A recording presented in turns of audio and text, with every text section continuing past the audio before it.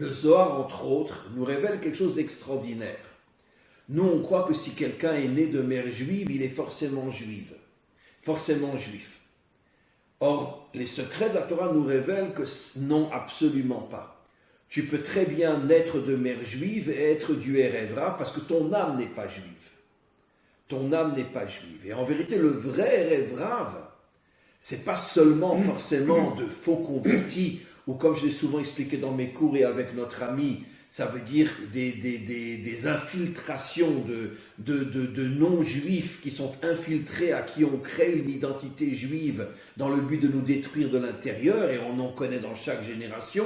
Aujourd'hui, il y en a un Américain que tout le monde connaît, qui est la plus grande ordure de l'histoire, qui était avec les nazis pendant la Shoah pour faire arrêter plein de juifs. Aujourd'hui, c'est un milliardaire en Amérique, son nom commence par un S, et en vérité, c'est un sale antisémite qui n'est absolument pas juif, et à qui on a créé une identité juive pour salir le peuple juif de l'intérieur. Le peuple le plus infiltré est le peuple juif. Mais encore une fois, ce ne sont pas seulement des infiltrations d'étrangers à qui on crée une identité juive et que l'on fait rentrer dans Israël pour le détruire, ce sont aussi des dizaines de milliers de personnes qui naissent de mère juive, mais qui n'ont pas d'âme juive, et qui en vérité vont se comporter à l'intérieur du peuple juif comme de véritables non-juifs, mais dans le sens antisémite et anti-juif et anti-Torah, tout ça dans le but finalement de nous salir aux yeux des nations, de renforcer l'antisémitisme, etc.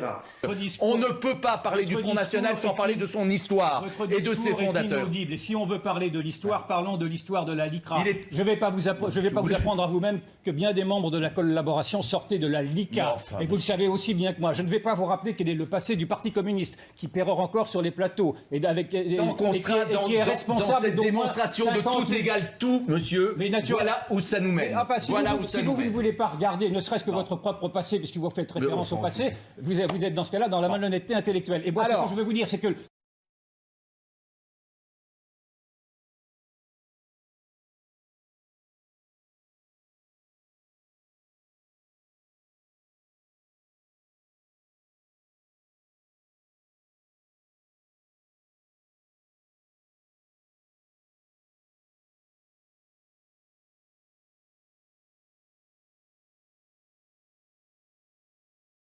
je ne citerai pas de nom, mais tout le monde sait que dans notre génération, combien de sales juifs qui en vérité sont peut-être nés de mère juive, n'étaient absolument pas juifs, sont devenus des débauchés, des gens, des bandits au niveau de la finance, etc. Alors évidemment, tout le monde dit, mais ce sont des juifs, donc les sales youpins.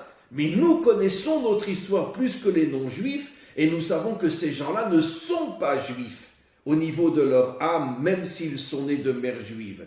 Et pourquoi toutes les forces du mal s'acharnent sur le peuple juif? Parce que justement, si le peuple juif disparaît, les dirigeants arriveront à s'accaparer l'humanité tout entière. Ce qu'on appelle le nouvel ordre mondial, etc., dont aujourd'hui tout le monde ressent qu'est-ce qui est en train de se passer.